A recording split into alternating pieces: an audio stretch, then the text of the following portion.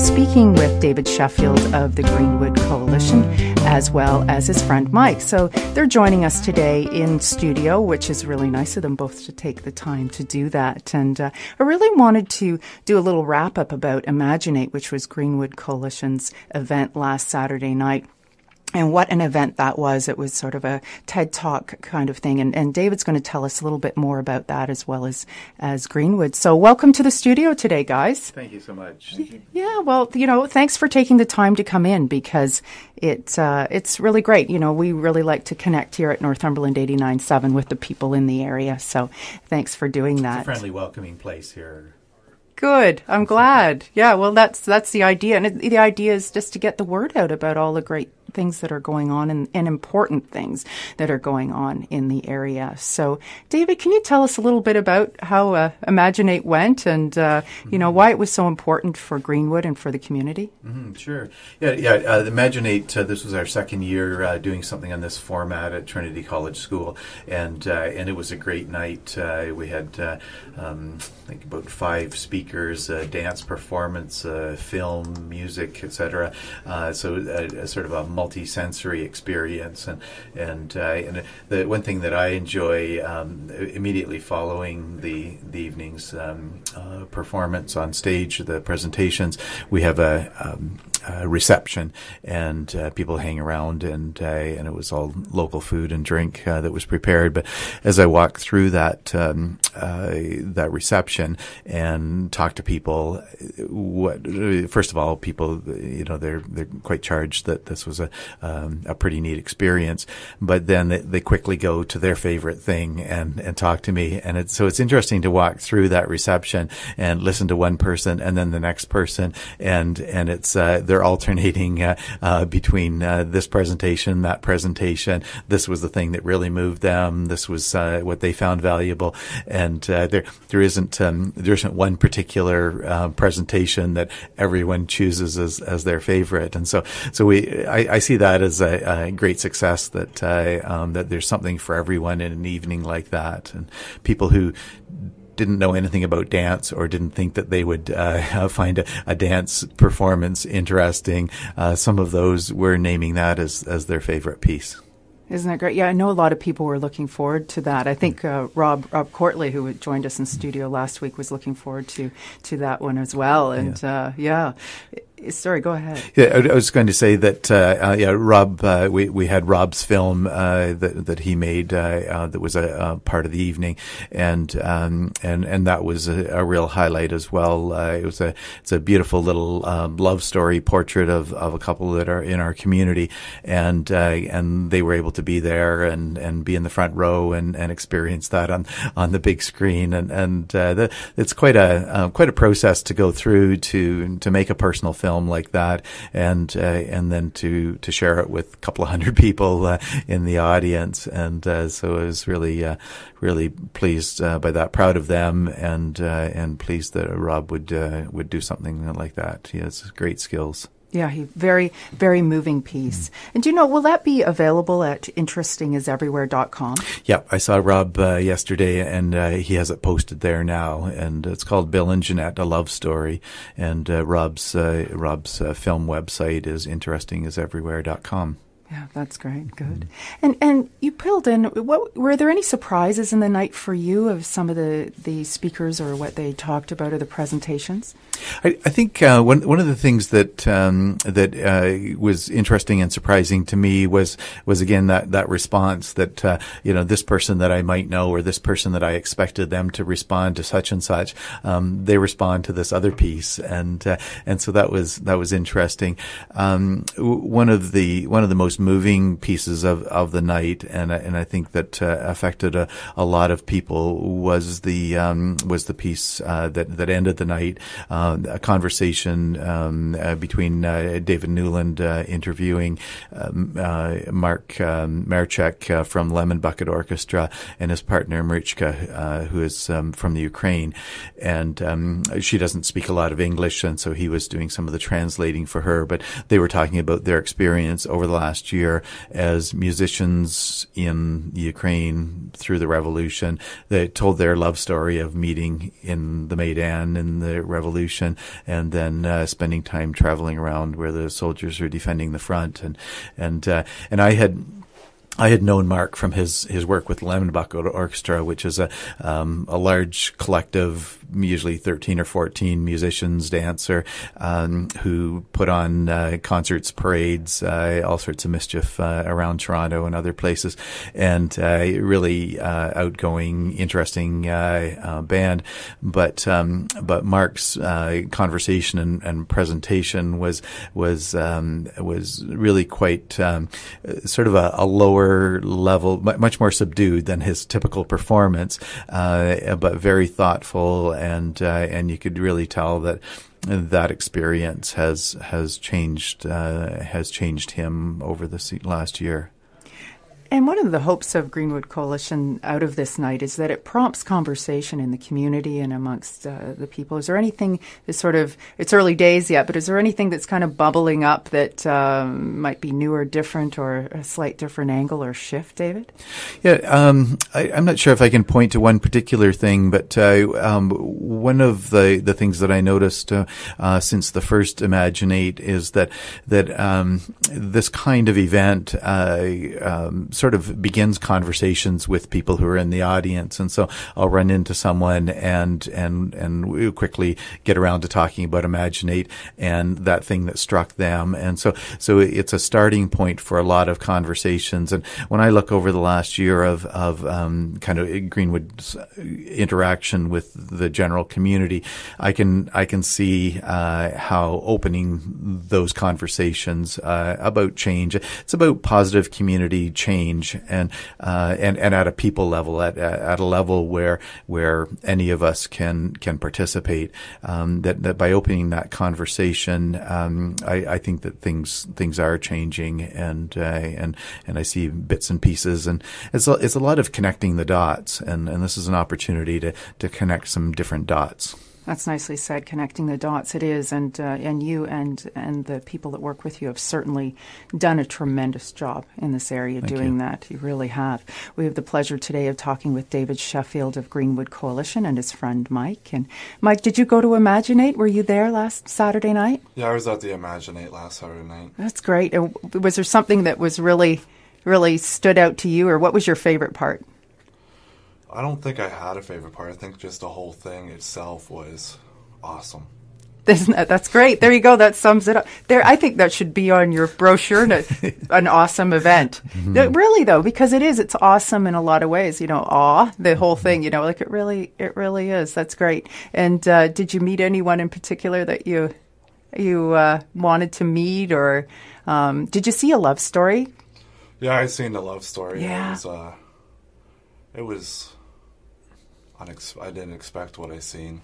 Oh, really? It was good. Yeah.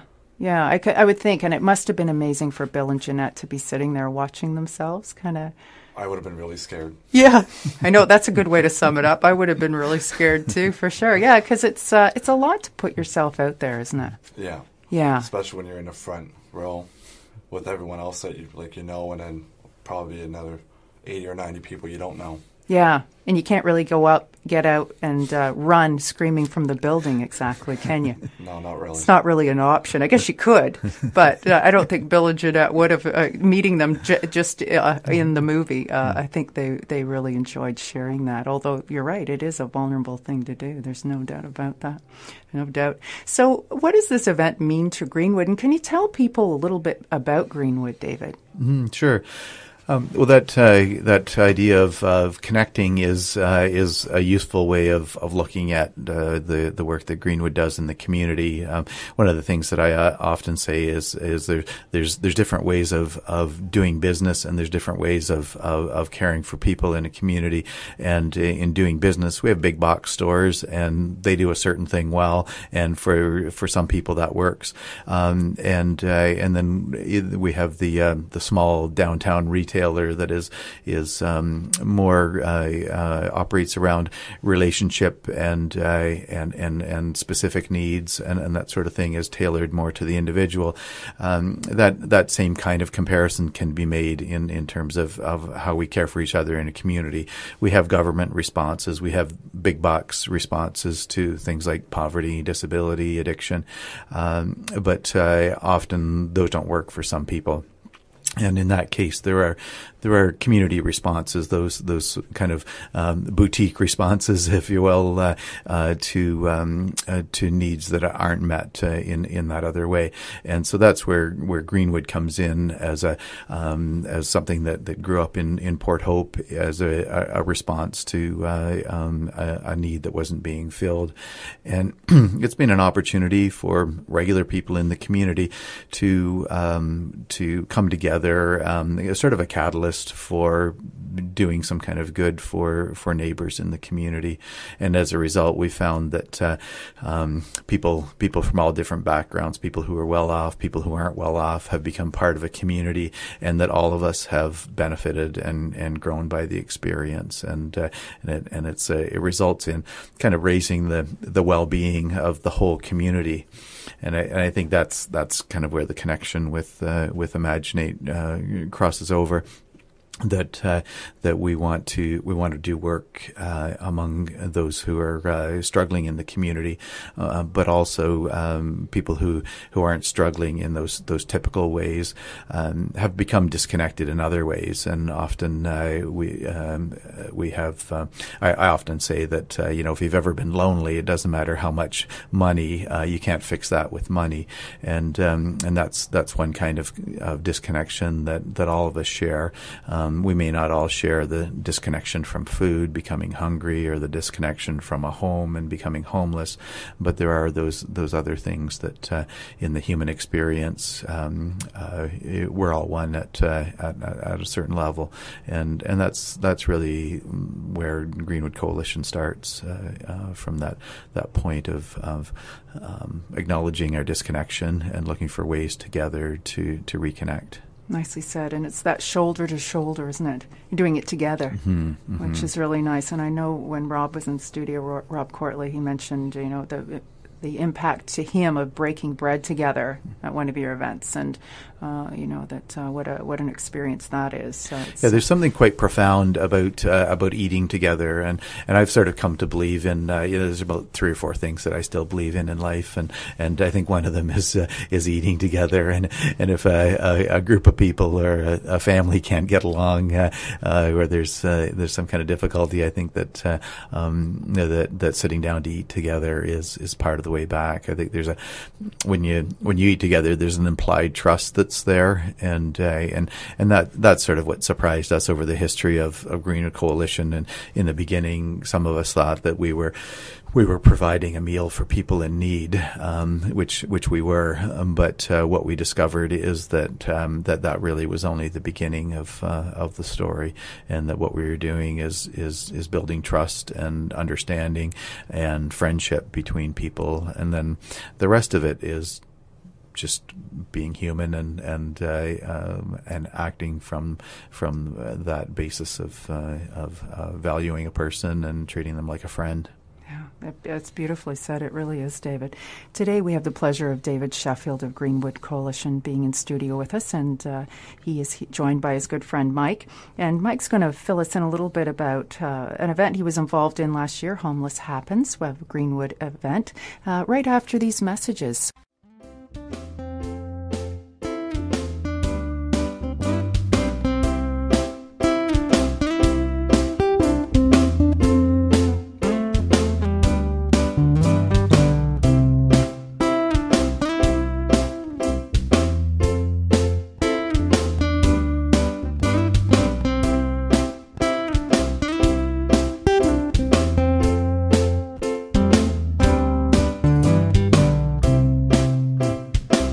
Hi there, Northumberland. Jan Spragge. You're listening to the Jan Spragge Show, and in studio today we have David Sheffield and his good friend Mike.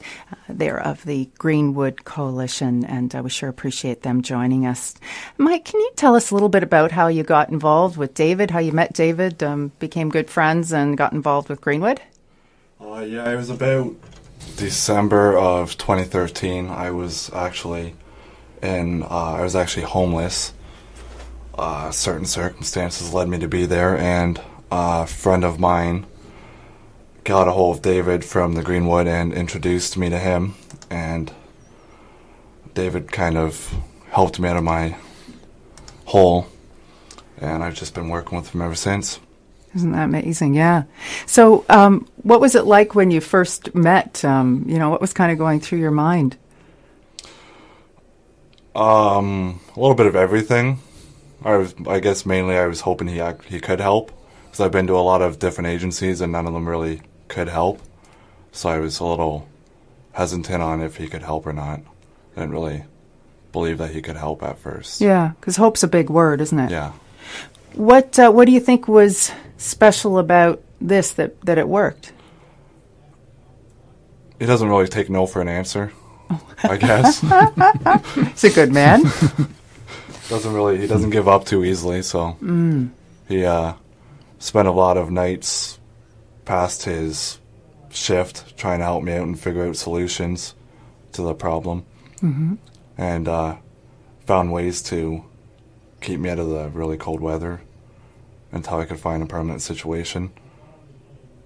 Yeah, I can see that. I think there's a lot of people at Greenwood who put in those extra hours, aren't there? Yeah. Yeah. Quite a few. Mm-hmm. And so what was it like sort of in those early days? Because that's sort of a place where you're still hoping, right? Yeah. So you're hoping, but yeah. I don't really know. It's just... Probably a bit, yeah. Yeah, it's trying to keep my head above water, I guess. Mm-hmm. Yeah, one of the things that I've found when folks get themselves in a situation like Mike was in, where there doesn't seem to be a way forward and things are blocked off, it actually I think you sort of shift into survival mode a little bit, and it's difficult to problem solve on your own, and almost all the time a person who finds himself in that situation needs someone to come along and just sort of say, how about this, how about that, things that on another day they might have been able to solve really well themselves, but you just sort of you get closed in, discouraged, and but when you're homeless, when you're on the streets in the winter or in the summer for that matter, it puts you in a dangerous situation trying to respond to that. Yeah. I would think that not only the volunteers, but the other people that are involved with Greenwood, like Bill and Jeanette and other people, I would think they're helpful too, are they, Mike? And you learn from their experiences. A lot of people, like, you talk about your circumstances with other people, and then you're able to learn from that. So, yeah, it helps quite a bit. Yeah, I would think so. Yeah. But just that commonality, that bond, and probably a little easier to trust people who've kind of been there.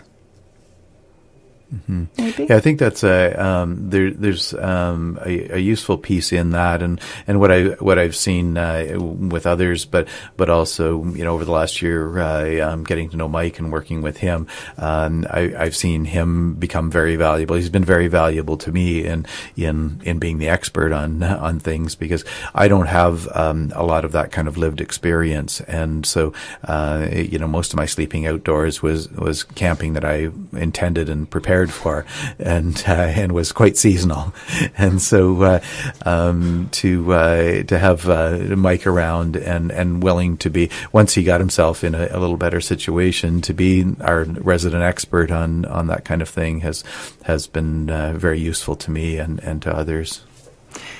And when you're the expert in something like that, what are the things that you can share with other people that might be going through that same thing? Oh boy. think some of the things that you demonstrated when we did the Homeless Happens here were really useful as people sort of came around to learn about homelessness. Maybe you can share a little bit about what you did there. I guess just survival techniques, places that you can go to stay warm. I guess you just got to try and get along with everyone. The more positive you are, the easier it is to get out of a bad situation, especially one as bad as being homeless. And that getting along with everyone. That's hard to kind of put yourself out there. It's like putting yourself out there on radio, right? Yeah, you don't want to burn all your bridges. You want to try and meet people, talk to agencies, try and get help from them. You just got to keep looking for places and maybe shelters. Don't let anyone discourage you. At one point, I had a few places offer me a bus ticket to Kingston because they have a shelter up in Kingston that is supposed to be really good, but I didn't see why I should have had to have left just because of my circumstances. So I refused to take the bus ticket, and I guess that's when Dave came in and helped me, and I'm sitting beside Dave today. Yeah, he's a good man to sit beside. Yes, he is. Thanks, Mike. That's right. So if someone was listening today and, someone who doesn't have a roof over their head today, what would you say to them? Find David. Find Dave. Come to the station. He's here now, right? Find David. What are the ways that people can find their way to Greenwood in your estimation, Mike? How do you find your way to talking to you, to Greenwood, and weekly dinners? I guess, come down to the weekly dinners. David has there's a lot of pamphlets around that have a lot to do with David's program and his programming, his Facebook website, Greenwood Coalition.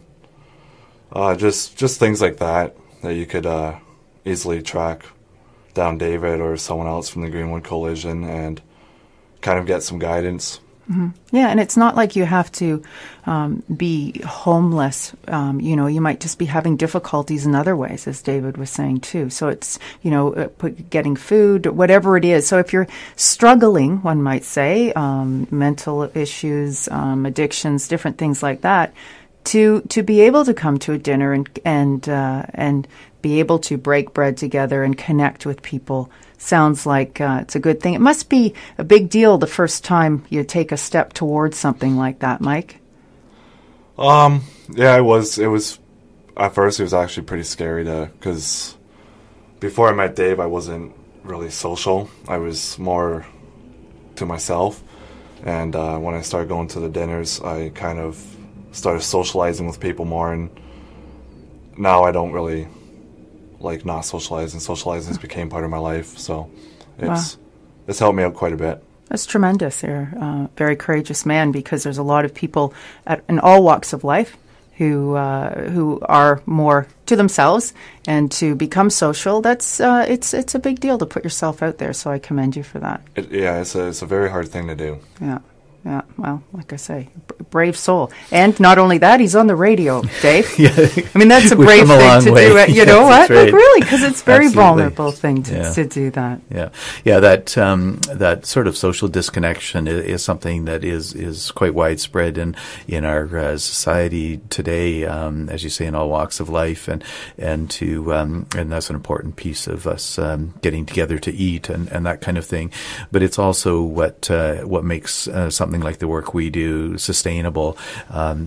Mike has been talking about his relationship with me, and for some people, that's their first connection with Greenwood is through myself as an outreach worker. Or my co-worker is Nicole Whitmore, and so through one of us that may be that connection. But for others, the connection comes from another community member that's able to help out and make those connections, and that really is our goal, to have more people in the general public who can respond when there's a need, and they know what they could do, that they feel comfortable talking to someone and offering help, but also they know a couple of numbers that they could call to refer that person to. And so that is certainly one of our goals, and that's what's sustainable. I mean, we operate on a pretty small budget in relationship to big boxes and that kind of thing, but we're able to multiply that through the folks in our community who build relationships and take an interest. So this afternoon, today when I picked up Mike to come in here, another volunteer community member. Let me put it this way: one of our community members who was volunteering in the moment. We try not to use call someone a volunteer, because it sort of kind of creates an us and them kind of approach. And so we're all community members, and from time to time we do volunteer tasks. And so today, one of our community members was doing a volunteer task, helping someone move their household, and just built around a relationship and a need, and I didn't know anything about that until I ran into them, and so that really is what sustainable community is about. Each of us looking after each other. It's not really about a social agency in that sense. Mm-hmm. And events like Homeless Happens are events where it draws more awareness and invites other people to come in and take part and see what you're all about. What is Homeless Happens all about anyway, Mike? What is it? It was an event to raise awareness for homelessness and poverty in Port Hope and Cobourg. It was a very fun and unique experience, I can tell you that much. Was it? Is it a dinner, or what do you do? It was a camp. I think it was 2 nights and 3 days in a park in Port Hope, Memorial Park, yeah, beside the town hall. It was pretty fun. We had about 20 people that participated in a overnight camp out throughout the 2 days.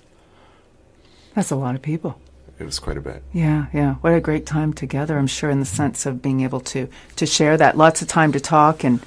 Yeah, it's been it was a great starting point for again some conversations. We strategically located it on the calendar during the municipal election so that we could have conversations with those who are running, and Mike was able to make some connections with the folks running for Port Hope Council, and so he's that's been a nice connection that he keeps up with the mayor and with others to keep this issue part of the ongoing conversation, and it also led to some committee work that came out of that and some specific tasks, and Mike has worked on that. Maybe Mike, we haven't talked about the winter survival kits and your experience with that and what that resulted in.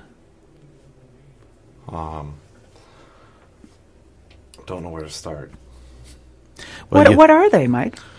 The winter survival kits, it's a kit made up out of things like sleeping bag, like coffee mugs, toothbrushes, foot and hand warmers, scarves, hats, mitts, kind of like a heated tarp. I don't know if anyone's ever heard of those. They're pretty cool. There's just stuff that can keep you warm in the winter, or warmer in the winter time. Goes up, the sleeping bags went up to about minus 17. So they would help to about minus 20, minus 24-ish with all the materials put together.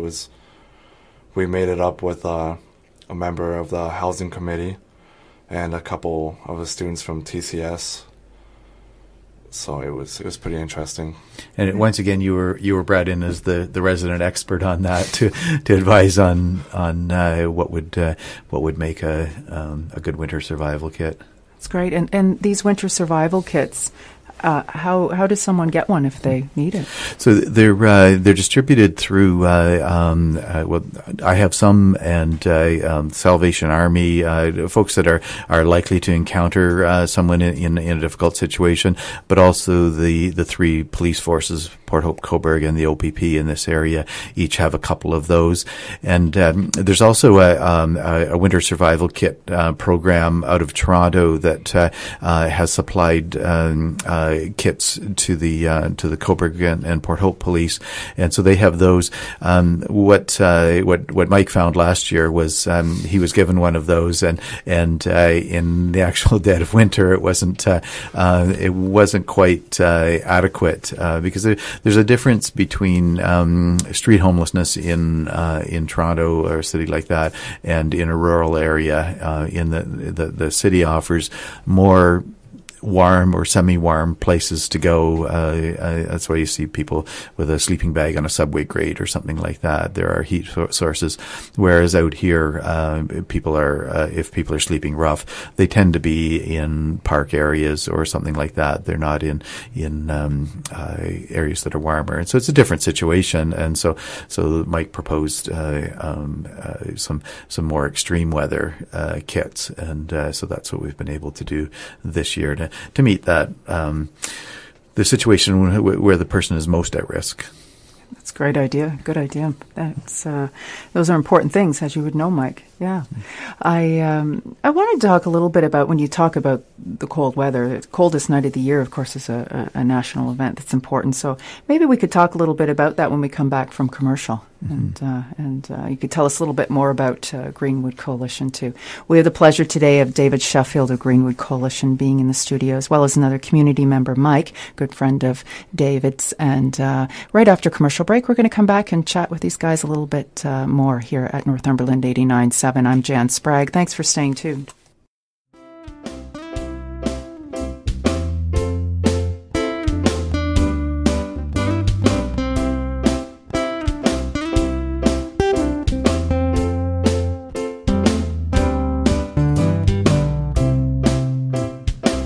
Hi there, Northumberland. I'm Jan Spragge, and you're listening to the Jan Spragge Show here at Northumberland 89.7. And I have the pleasure today of David Sheffield being in studio, as well as Mike with the Greenwood Coalition. So, David, can you tell us a little bit about, there's a lot of great national events, as well as some of the things you do, like Coldest Night of the Year, the Great Walk. And can you tell us more about Greenwood and how people get involved and what you have coming up? For sure, yeah. The Coldest Night of the Year walk is a great initiative. It's sort of unique in drawing attention to. I think they call it the hungry, homeless, and hurting people in our community. And it's this year Port Hope is one of this year was the first year for Port Hope, and it's one of about 80 cities across Canada that all get out and walk on a cold night in February.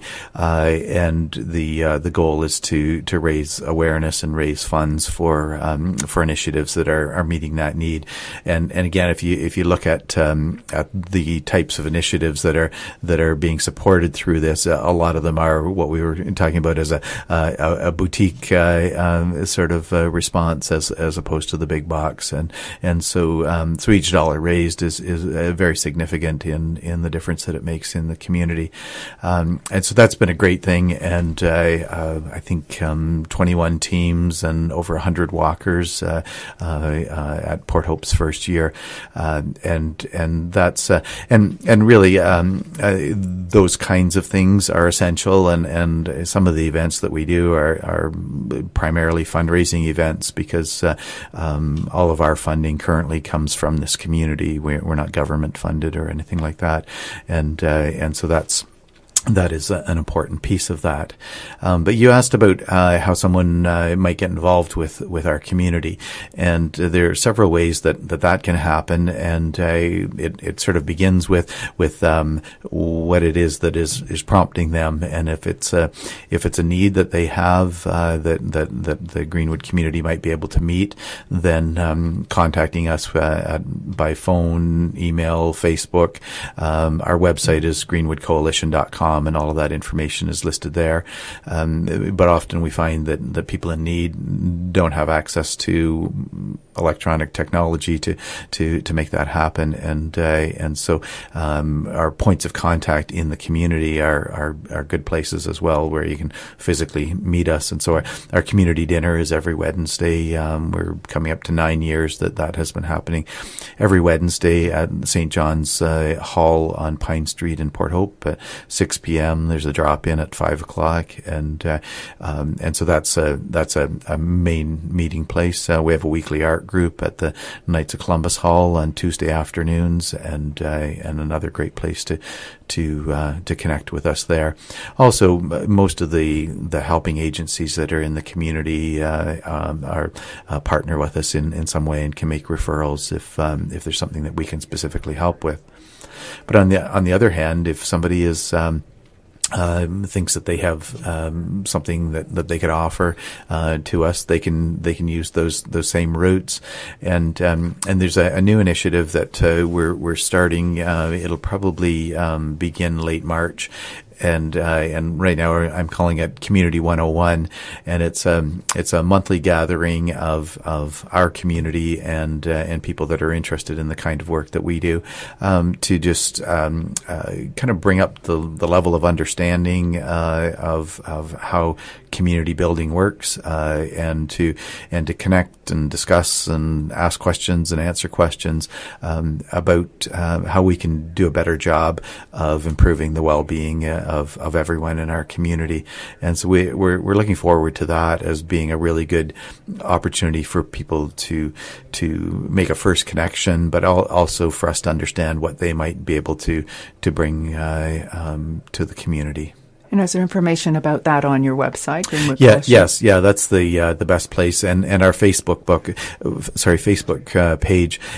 Greenwood Coalition is 3 words. Sometimes the green and wood get squashed together, but and that really doesn't matter. But when you're looking for us on Facebook, you have to separate green and wood, and that's a very active page with a lot of activity by our community.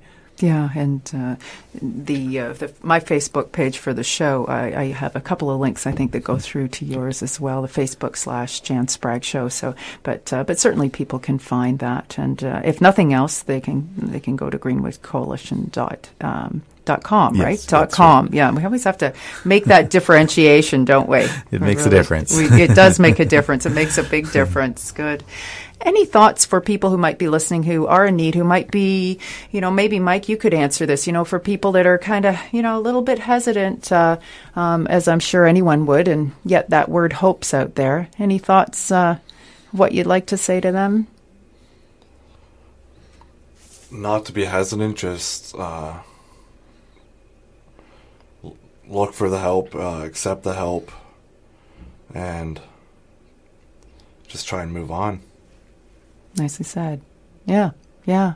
Any thoughts on that, David, from your side? I like the move on. Like that. Yeah, it takes a lot of courage. Exactly. Sometimes taking that first step is the most challenging, and sometimes, unfortunately, that doesn't happen until there's a real crisis situation. And but crisis doesn't scare us, and I think that the relationship that Mike and I have is one way of demonstrating that we. And it's not a demonstration. I mean, we're friends, but it's a way of seeing that there's a different way to move forward when we do it together. That's right. There is, and I do think your friendship shows that nicely. So thanks very much for taking taking the time to come in, both of you, and for coming on air and talking about this. I really appreciate it, and I urge people to get involved with Greenwood and greenwoodcoalition.com. And like you say, also, the different agencies around town can certainly point you in the direction of being able to do that as well. So, and there's some great events coming up in this spring, this winter, this spring. So keep your eye open for those in Port Hope and in Northumberland. So thank you again. Thank you so much, Jan. you. Good. And come back another time. Thank you. All right. Thanks very much for listening to the show today. I'm Jan Spragge, and you've been listening to Northumberland 89.7.